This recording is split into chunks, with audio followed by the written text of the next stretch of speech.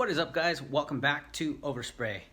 Now, well, I know I haven't really been doing too many paint videos lately. As you guys know, there's crazy fires right now in California, and there is ash everywhere, all over my truck. Oh yeah, by the way, I got a new truck.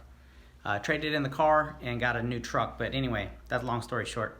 There is ash everywhere, and as you guys know, you guys don't want anything landing in your paint job, so I was going to make a video on prepping these side skirts, but instead, in today's video, I went to go pick up my old transmission. As you guys know, I did a previous video of me replacing the CVT transmission out of my car. I put a used one in, but this one is the original one that failed. And I was really curious to see what actually failed inside the transmission. So we're gonna go ahead and try to tear it apart. This is my brand new truck. I ended up trading in my Honda Accord Sport for a TRD 4x4 off-road Tacoma and a cement gray. And by the way, I got this color because it also matches my toolbox over there. It's also cement gray. So as you guys can tell, I'm a fan of the color.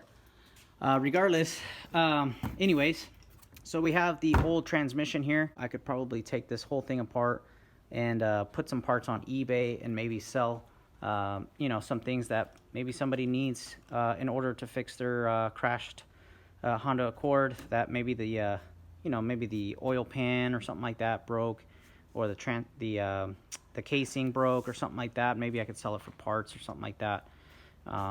Yeah, it's pretty much complete still.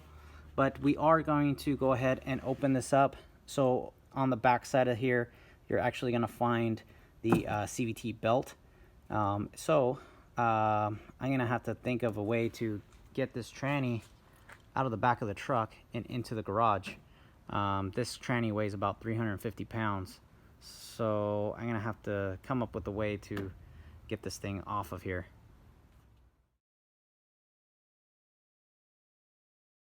Alrighty, so we had some success. We were able to get the transmission off the way we kind of planned. Now I got it on this porta cooler, which I feel bad for it. I don't think it's meant to hold 350 pounds. You know, a 350 pound transmission on here. But anyway, we're gonna go ahead and start to tear into this one. We're gonna leave the tranny right where it's at, and we're gonna start to open up the transmission. I really wanted to see what the exact failure point is. My best guess was the CVT trans belt that is inside. It's basically a metal belt that runs from, basically a metal belt that runs from here to here, and it's got some variators inside, and that is basically one of the weakest points of these transmissions. So yeah, I'm pretty curious to see if that was indeed the failure point of this transmission, why it failed so prematurely. It did fail at 122,000 miles. This is a Honda Accord Sport. BC5A is the part number. So that's the transmission. BC5A transmission, and yeah. Let's go ahead and start to open this guy up. Basically what we're gonna do is we're gonna start off in the backside first. Main reason is because I'm pretty sure that this was the failure rate, is the CVT belt that's back here. So we're gonna go ahead and start tearing into this one. So I'm gonna start with this side first, and hopefully we're at least be able to take the cover off and see the actual failure point of this tranny.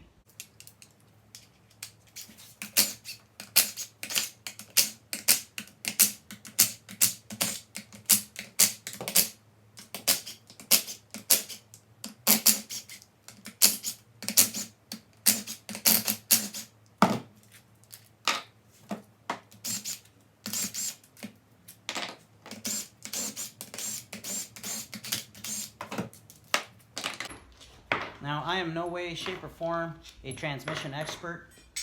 I'm just really curious mechanic, that's all.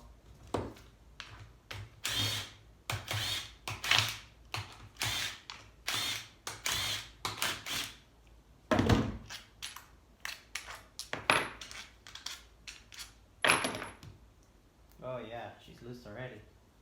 Let's see if we could separate this guy. All right. Here goes nothing.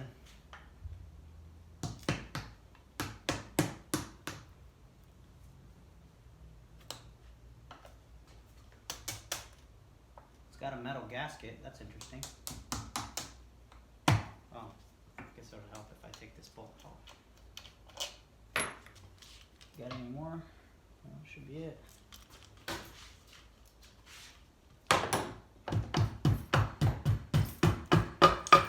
Oh yeah. Okay, here we go. I can already see the failure point. Oh my god. What a disaster. You guys want to see this, trust me. Here's inside the transmission. Look at this thing. It completely failed. It was just a complete failure. You can see the belt just freaking shredded. Hold on, let me try to get a better shot over here. You can see. Sorry, I'm trying to do this with one hand. It's very difficult to do.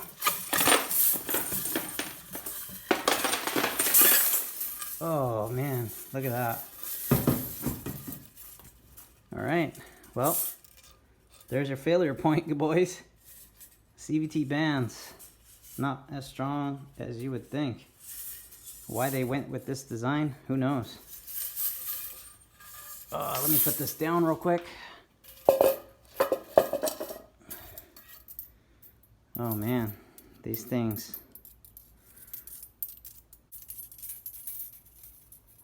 To be honest, actually, they don't look to be heated up or anything, but I did find a couple broken, I forget what they call these.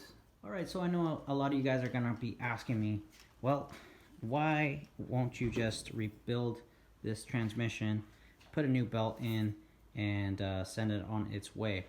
The biggest problem with these CVT transmissions is that the parts are extremely expensive. Even though this transmission is simplified to the point where it's got a lot less moving parts, well, still moving parts, but a lot less parts, the parts are very expensive and hard to get. All right, you guys know that Nissan had a big problem with their CVT transmissions, and well, to be honest with you guys, the belt is always going to be the weakest link on any CVT. Unfortunately, it's not designed to last forever. That is the weakest point of CVT transmissions. And not only that, like I said, the parts are very expensive. So to rebuild this, I would have to replace the belt. The belt alone is about $400. Then we're going to talk about variators. This is the variator. That's what varies the gear ratio. So basically this would be equivalent to a 7-speed transmission. The way it does that is because this variator, if you look in here, let's see, sorry. If you look in there, this kind of closes around and creates a basically different gear ratios equivalent to like a 7-speed. So this variator will move back and forth, and that will vary the height of the belt, basically creating a small pulley or a big pulley depending on how this goes. I believe this would be the biggest gear ratio, and then as it goes to different gears, it starts backing out a little bit, little by little, until it reaches its top end, and that would probably be 7-speed at that point. So the parts are extremely expensive. You would have to replace the variators at the same time you replace the belt, which would probably be somewhere around $1,500, $1,800, somewhere around there for parts. And since this transmission already has 120,000 miles, I would have to put friction material, because obviously these soft parts are going to wear down. It's going to have some friction material that has been deteriorated. So you would have to do a full rebuild on this thing, and unfortunately the parts are just not cheap enough to be cost effective to replace. If I were to send it to somewhere, they would probably charge me almost the same cost that it would cost somebody to replace the whole transmission. So at that point, you might as well replace the whole transmission while you're at it, because it's actually just more feasible. It's less expensive, less work, and obviously less labor. You're talking about labor to rebuild this. I'm not sure how many hours. I want to say it's somewhere around 9 to 12 hours to rebuild, and then it was 7.5 hours to remove. So yeah, you guys do the math on that one, and then plus materials, plus parts. So you're talking about very expensive parts as well. So unfortunately, yeah, it's just not feasible to replace some of these transmissions. Although I will say that Honda does have a more simplified CVT compared to some of the Jatco CVTs and all that. Honda's is a lot more simple to work on, which, you know, it is a benefit for some transmission rebuilders, but at the same time, it's not benefit for me. I see no benefit on replacing it. I mean, rebuilding it, because obviously I don't own the car anymore, so I'm not even gonna rebuild it. What I'll probably end up doing is just removing some parts that are common failures, or some parts that I know I can sell, like at least the oil pan or the trans pan. I know somebody might hit a rock or something like that and damage theirs. They're not going to replace a whole entire transmission because their oil pan is bad. So I'll probably end up taking a couple parts here and there that I know I can sell, and the rest will probably be discarded. Probably thinking of doing another video on this one, taking this one apart. There is no videos at all taking apart one of these Honda CVT transmissions. I don't know why, but there's none out there. So I might just end up doing a video of me tearing down this transmission. Like I said, they are simplified, so it shouldn't be too hard to take this thing apart. Hey guys, so that was the failure on the CVT transmission. It's unfortunate, but yeah, that's the weakness of this design of transmission. Somebody asked me, hey, did you regularly maintenance this transmission? Yes, I did. Only Honda fluid, except for when I actually changed it.